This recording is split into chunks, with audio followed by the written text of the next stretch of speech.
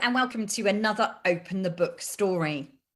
Today, we have another surprising story for you. It involves quite a bit of counting, and if you're able to, we'd love it if you could join in with us.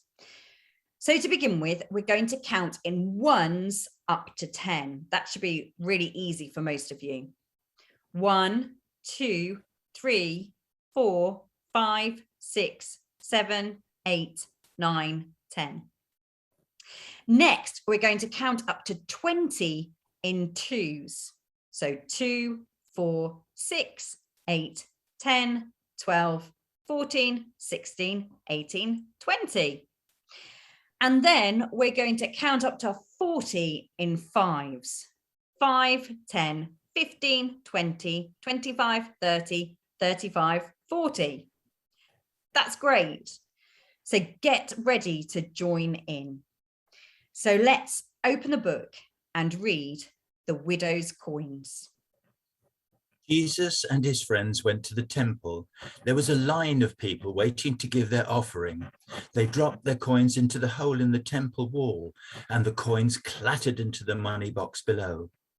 Come and stand by the wall. I have some sums for you. If you listen closely, you can hear how many coins each person has given. Let's see who gives the most. The first person was a merchant. He looked very rich indeed, and as he dropped the coins, Jesus' friends counted them. 1, 2, 3, 4, 5, 6, 7, 8, 9, 10. 10 coins. Not bad, but I bet someone will do better. And someone did. The next man was a lawyer. He was dressed even better than the merchant, and Jesus' friends had to count more quickly as the coins went clattering down. 2, 4, 6, 8, 10, 12, 14, 16, 18, 20. 20 coins, twice as many as the first man. And then the third man walked up to the money box. He was the richest of them all and one of the religious leaders. Watch out for this one. The religious leaders like to send their coins rattling into the hole just as loudly as they can, so that people will be impressed with what they give.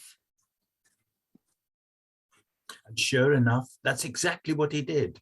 The religious leader reached into his money bag and dropped up a handful of coins. He looked around, making sure everyone could see, and poured the coins into the hole with a flourish. They rattled down so quickly that Jesus' friends could hardly count them. 5, 10, 15, 20, 25, 30, 35, 40. We give up. But at least we know the answer to your question. No one is going to give more than that man. And as they turned to walk away, Wait a minute. There's one more person waiting. it was an old woman, a widow dressed in mourning. She pulled 2 tiny coins out of her purse.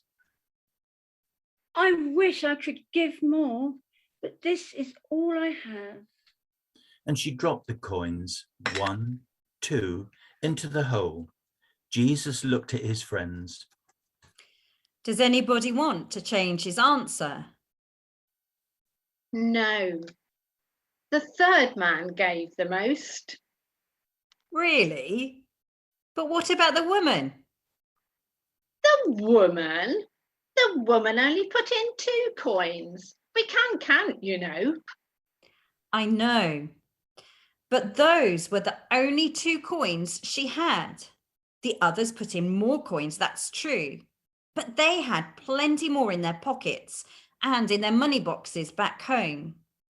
The woman, however, gave up everything she had. Don't you see? It all adds up.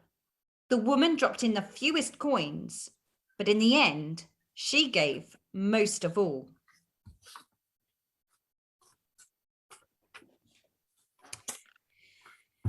Jesus's friends were constantly amazed by the surprising things he taught them. And in today's story, we've just heard, Jesus said something really surprising, that the poor widow had given more than the rich man. She was very poor indeed. Her husband had died, and she only had 2 coins left in her purse. She wanted to help others, so she gave both of those coins away. It was only a small amount of money, but it was everything that she had. Let's be quiet and think about what we might be able to give to help others. We could perhaps give some of this week's pocket money to a charity. Or if we don't get pocket money, we could give up some extra time to help at home or to help tidy the classroom.